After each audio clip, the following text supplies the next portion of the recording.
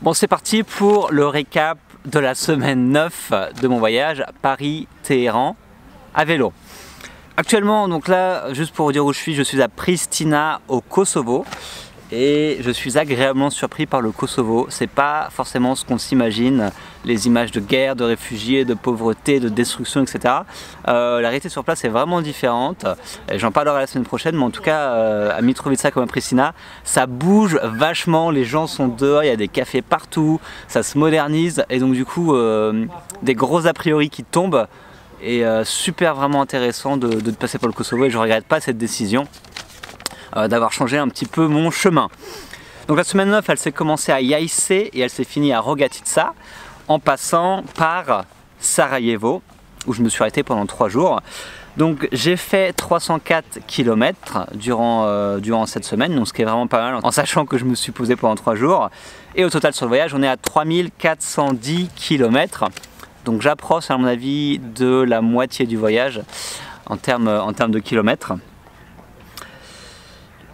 Et puis ouais, j'ai bien avancé en Bosnie, donc ça c'était cool. Je me suis fait une bonne pause à Sarajevo qui a fait beaucoup de bien. Et jour par jour, en gros, je suis parti de Jajce pour aller jusqu'au lac de Rama, qui a été un gros coup de cœur, qui était mon coup de cœur pour la Bosnie. Donc voilà, c'est un grand lac entouré de montagnes, super propre, super préservé, avec très peu de tourisme. Donc ça c'était top, j'ai réussi à bivouaquer en fait près du lac. J'ai dormi à côté d'un camp de scouts, des scouts allemands qui ont accepté qu'en fait que je reste avec eux et qui ont été adorables. Enfin, ils m'ont donné à manger le soir. Après la nuit tombée, ils ont fait un feu, ils ont commencé à chanter des chansons, etc. Donc vraiment cool ces scouts. C'était des ados allemandes, c'était des filles âgées de 12 à 18 ans. Donc après ils avaient des chefs qui étaient un peu plus âgés, etc. Mais vraiment cool, j'ai pu me baigner tranquillement dans le lac. Ça a fait un bien fou. Et ouais, très beau lieu, beaucoup de cœur pour ce lac en Bosnie. Pas au même niveau que Bohinj en Slovénie évidemment, mais waouh, j'étais vraiment impressionné et ça a fait du bien de passer une nuit, juste passer voilà, la soirée, la nuit, un petit peu la matinée là-bas. Mais j'y serais bien resté quelques jours franchement. Juste à me relaxer avec les scouts. Donc ensuite je suis allé de lac de Rama à Ostrožac, donc près d'un lac encore. Donc là je suis dans un camping, beaucoup trop agité, beaucoup trop de bruit à mon goût, mais bon c'est comme ça, c'était de ma faute, j'ai pas choisi le bon endroit. Et ensuite je suis arrivé à Sarajevo où je suis resté 3 jours, où je me suis reposé. Donc à Sarajevo j'ai retrouvé Nastasia et Lucie qui sont 2 blogueuses de voyage que j'aime beaucoup. Voilà, on s'entend bien, on fait à peu près la même chose, donc on comprend chacun nos problématiques de gagner de l'argent sur internet ou vivre, les projets de voyage, les projets de boulot, etc.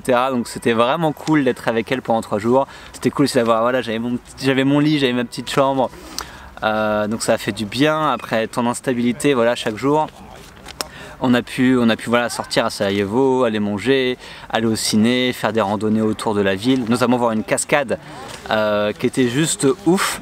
Encore une fois une cascade avec très peu de gens, très peu de touristes, donc super agréable.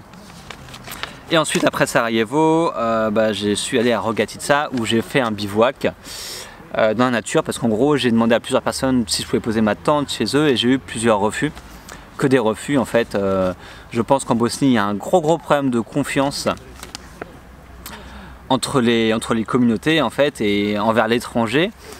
Il y a de la méfiance d'abord et c'est dur de briser la barrière, surtout quand tu as du mal à communiquer. Donc je communique avec Google Traduction mais c'est vraiment pas idéal. Donc soit les gens ne comprenaient pas ce que je voulais, soit ils étaient très méfiants, etc. Mais voilà, un peu compliqué de dormir chez les gens en Bosnie, donc soit c'est moi le problème et je m'exprime mal ou je suis pas assez, il y a un truc qui va pas, ou soit voilà, il y a un petit souci à leur niveau. Mais c'est vrai que je pense que la guerre est quand même bien restée dans les esprits ici parce que voilà, la première fois là dans le nord j'avais une femme du coup serbe qui m'a dit en gros moi les musulmans, enfin qui m'a fait le signe comme ça, moi les musulmans je les tue, enfin elle détestait vraiment les musulmans, donc je pense qu'il y a un gros passif d'attendre la guerre.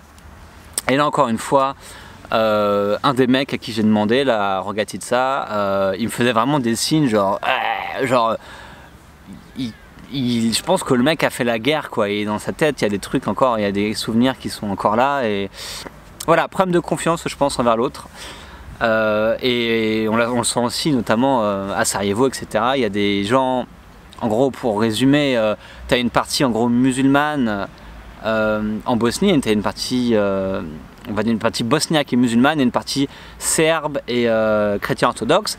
Et voilà, du coup ces gens ne s'aiment pas beaucoup, et ces gens ne se parlent pas beaucoup, et c'est très compliqué en Bosnie. La situation politique est compliquée parce que je crois qu'il y a 13 premiers ministres avec autant de gouvernements, c'est éclaté un peu dans tous les sens. C'est chaud à comprendre, mais c'est aussi pour ça que je voyage, pour essayer de comprendre un petit peu mieux comment tout cela fonctionne. Mais au final, belle semaine pour le lac de Rama. Sarajevo, ville super intéressante, qui bouge vachement, qui se reconstruit, qui est jeune, avec une mixité justement culturelle et sociale que tu retrouves quand tu marches. Assez ouf, hein, comme je sais plus, j'avais écrit quelque part, mais tu retrouvais vraiment des filles en mini-jupe à côté de filles entièrement voilées, etc. Et ouais, il y avait des contrastes, etc. Ça bouge vachement, et je pense que Sarajevo, ça mérite qu'on y reste quelques mois, comme font Lucie et Anastasia, de rester quelques mois pour comprendre, se faire des amis, et vraiment vivre un peu sur place pour ressentir les choses. Je pense que c'est important, et c'est pour ça que je préfère habituellement voyager de cette manière, rester quelque part et vraiment comprendre comment ça marche. Sinon ouais, tout se passe plutôt bien pour le moment. Il y a eu des coups de mou là depuis quelques jours, j'en rappellerai la semaine prochaine.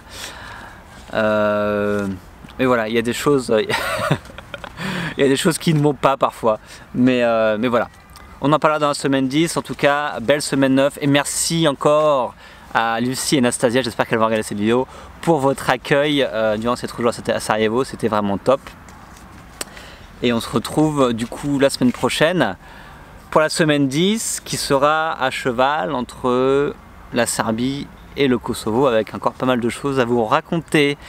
On se retrouve très vite, ciao.